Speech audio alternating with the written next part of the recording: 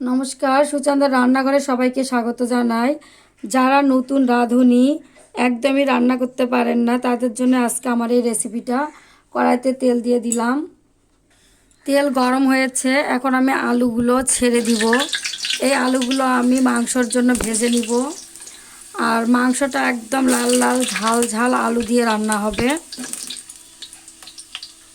সামান্য পরিমাণে লবণ,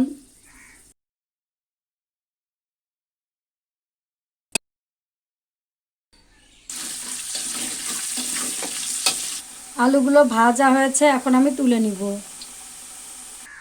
আমি এখানে প্রেসার কুকার নিয়েছি। এই প্রেসার কুকারেই মাংসটা ঝটপট করে রান্না করে দেখাবো।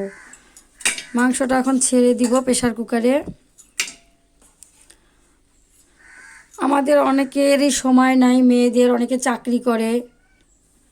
দিয়ে দিব পরিমাণ মতো লবণ,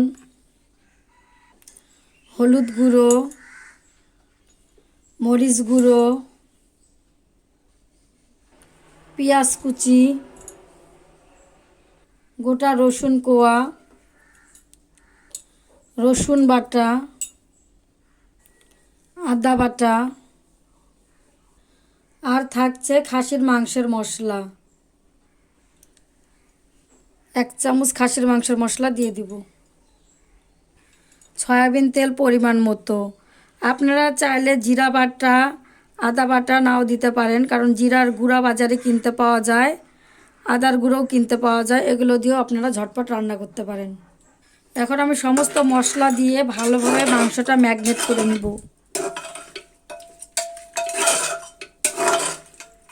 আমি মাংসটা 5 মিনিট ধরে এভাবে ম্যাগনেট করে নিব।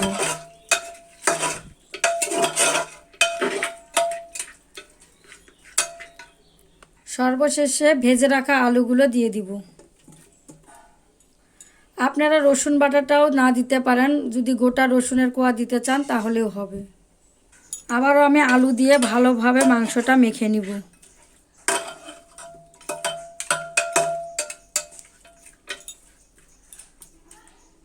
মাংসটা সিদ্ধ হওয়ার জন্য পরিমাণ মতো জল দিয়ে দিব। কাঁচা অবস্থাতেই দেখুন মাংসটার কালার খুব সুন্দর এসেছে। এখন আমি প্রেসার কুকারের ঢাকনাটা লেগে দিব।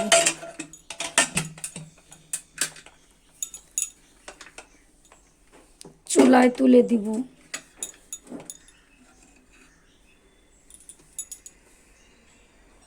মাংসটা আমি 5 থেকে 6টা সিটি দিব।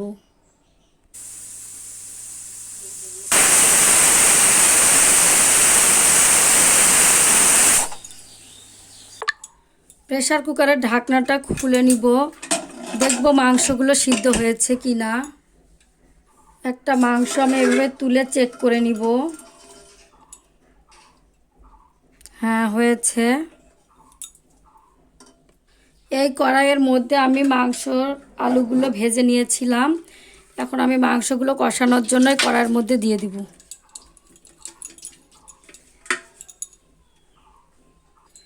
এই প্রেসার কুকারের মধ্যে আমি একটুখানি জল দিয়ে দিব।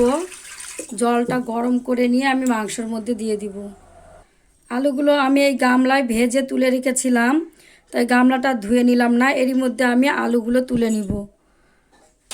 মাংসর সহকারে যদি আমি এই আলুগুলো কষাতে যাই তাহলে আলুগুলো ভেঙে যাবে। সবগুলো আলু আগে আমি তুলে নিব। মাংস থেকে আমি সমস্ত আলুগুলো এভাবে তুলে নিলাম। এখন আমি মাংসগুলো ভালোভাবে কষিয়ে নিব।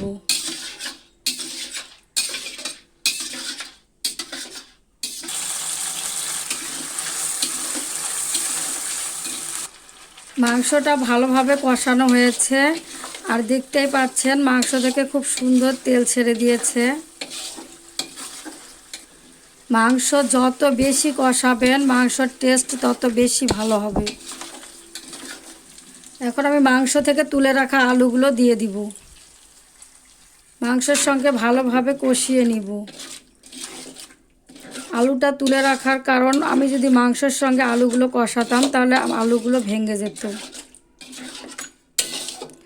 2-3 মিনিটের মতো কষালেই হবে। প্রেসার কুকারে গরম জল করে রেখেছি, ঝোলের জন্য দিয়ে দিব।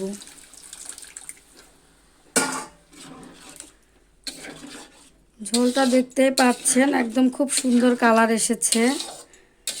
আর এই ঝোলটা হবে একদম লাল লাল ঝাল ঝাল, খেতেও অসাধারণ লাগবে। ভাত, রুটি, পরোটা, বিরিয়ানি, পোলাও, যে কোনো ধরনের খাবারের সঙ্গে আপনারা খেতে পারবেন। মাংসের ঝোলটা একদম সুন্দরভাবে ফুটে উঠেছে। আমি আর 2-3 মিনিটের মতো ফুটিয়ে নিব। মাংসটার কালার দেখেন, একদম জোস হয়েছে।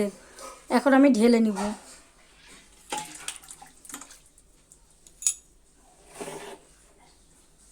তো বন্ধুরা, আলু দিয়ে খাসির মাংসের লাল লাল ঝোল তৈরি হয়েছে। আপনাদের কেমন লেগেছে কমেন্ট করে জানাবেন। আর ভিডিওটা ভালো লাগলে লাইক, শেয়ার, কমেন্ট করবেন। সাবস্ক্রাইব করে আমাদের পাশে থাকবেন। সবাই ভালো থাকবেন, সুস্থ থাকবেন। সবাইকে ধন্যবাদ।